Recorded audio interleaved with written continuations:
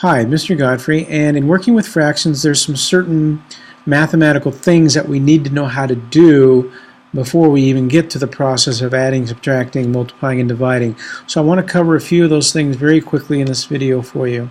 And the first thing I want to look at is what we call a mixed number, and how do we deal with that, or what are some different ways that we can deal with that.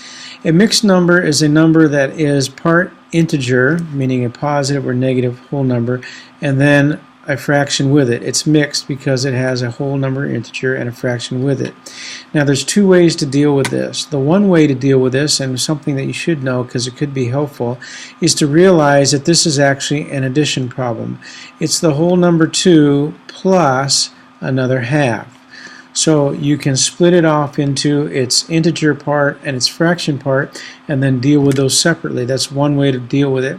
But it's also a good thing to know that that's actually an addition problem. The other way to deal with it is to turn it into its improper fraction form. And remember, to do that, you take the denominator and multiply it by this whole number. So 2 times 2 is 4, and then you add the 1 to it. So this would be the improper fraction 5/2.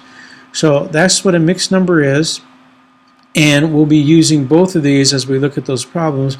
So you need to understand both. There's two ways to look at or to deal with that mixed number. The second thing I want to look at is how do you find the least common multiple of numbers, because in order to determine the common denominator of fractions we need to determine what the least common multiple is.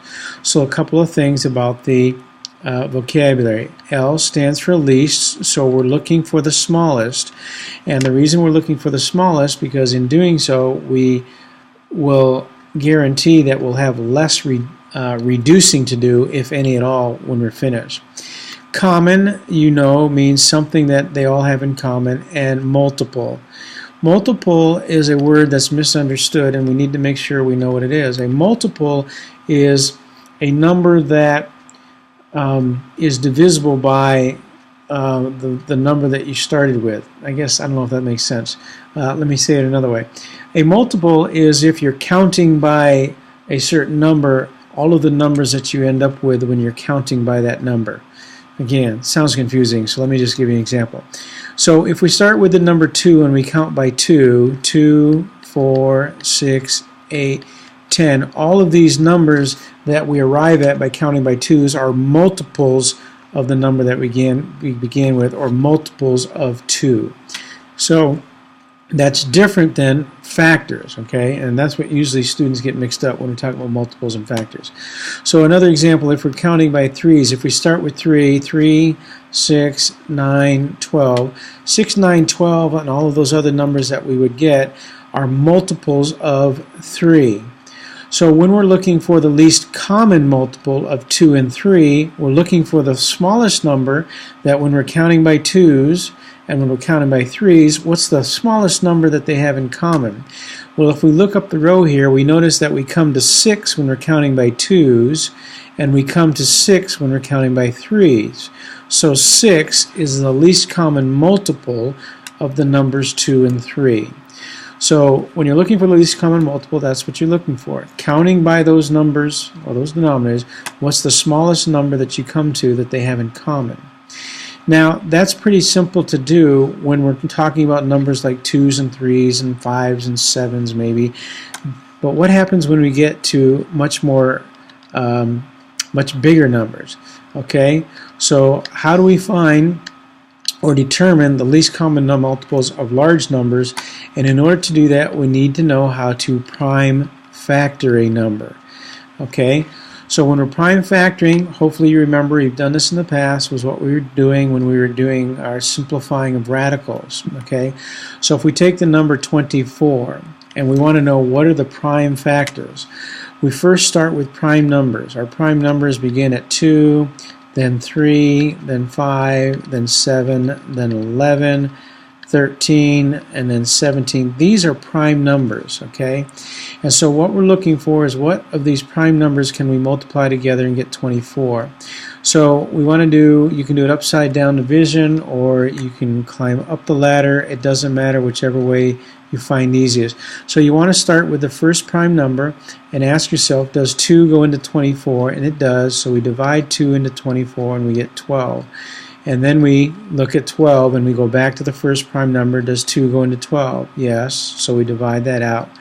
And then we do it with the 6. Does 2 go into 6? Yes, so we divide it out. Now we go to the next prime number. Does 2 go into 3? No, but 3 does go into 3. And so we keep doing this until we get all the way down to 1. And so now all of these numbers on the side are what we call the prime factors of 24, meaning if I multiply 2 times 2 times 2 times 3, factors are numbers that you multiply together, 2 times 2 times 2 times 3 is 24. Okay, so we need to know how to prime factor. And again, if you want to work going up, you can do that as well. It doesn't matter how you do it, just as long as you're using only prime numbers to divide by and you get all the way to 1. Okay, now the reason we want to know how to do prime factoring is we use prime factoring to determine the least common multiple of maybe some larger numbers. Okay, now you could do this with the smaller numbers 2 and 3 that we did before, but I'm going to show you how to do it using a little bit bigger numbers. So say you had denominators of 12, 18, and, oh, I don't know, 24. Okay, what's the least common multiple? In other words, if you're counting by 12s, 12, 24, 36, 48, etc. You're counting by 18s, 18, 36, etc., etc. And you're counting by 24s, 24, 48, etc. What's the smallest number that you're going to come to that they all land on? Now, again, that can be kind of difficult to do it in your head, but you can do it by determining the prime factors. So what you want to do in this case is determine all of the prime factors of each of the numbers. So we prime factor 12. So that's going to be 2, 6, 3, 3, 1. And then you prime factor 18. 2, 9, 3, 3, 3, 1. And then we prime factor the 24. So that's 2, 12, 2, 6, 2 again, 3, 3, 1.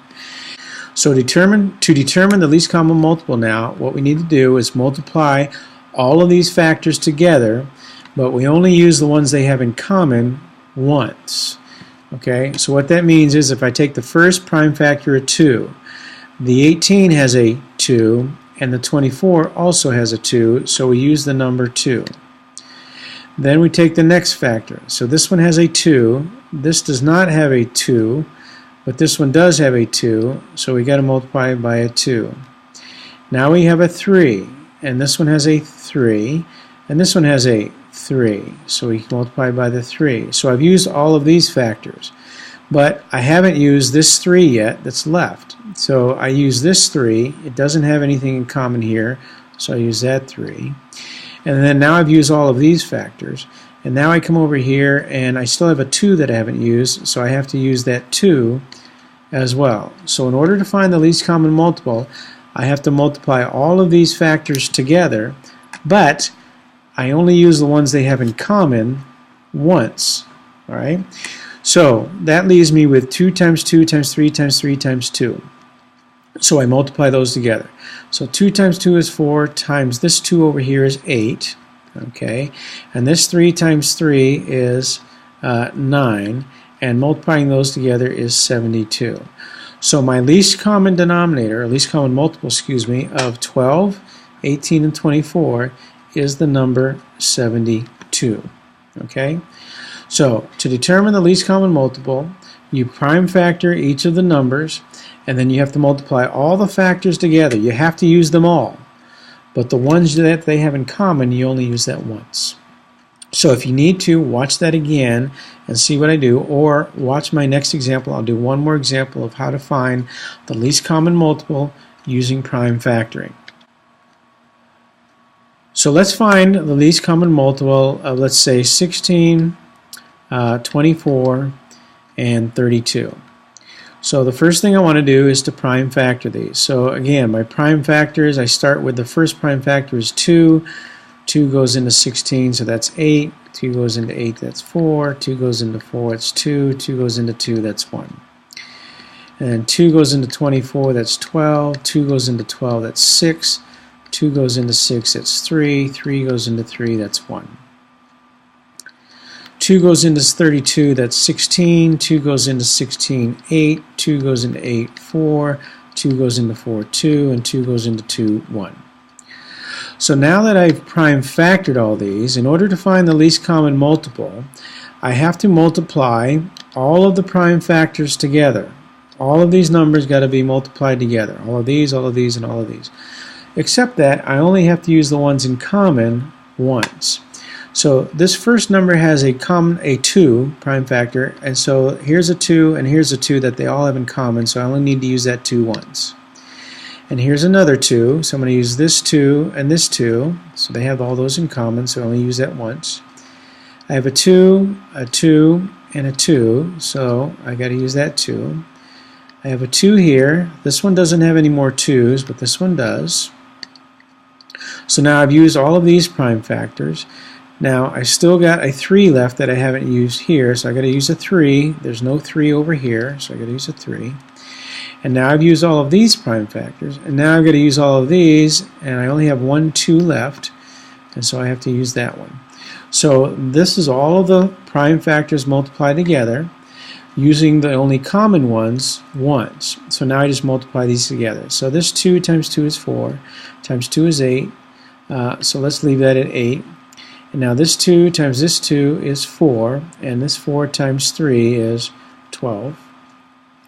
And now 12 times 8 is 96. So my least common multiple of these three numbers is 96. That means 96 is divisible by 16, 96 is divisible by 24, and 96 is divisible by 32. Okay? So those are some tools that you're going to need to know how to do. And I won't be explaining those a lot when I'm doing fractions. So if you are kind of getting lost when I'm doing those fractions maybe and do them kind of quickly, come back to this video, find out what I'm doing and how I'm dealing with these, and then come back and work with those fractions. So now that we've taken care of the basics, let's go ahead and tackle some of these fractions.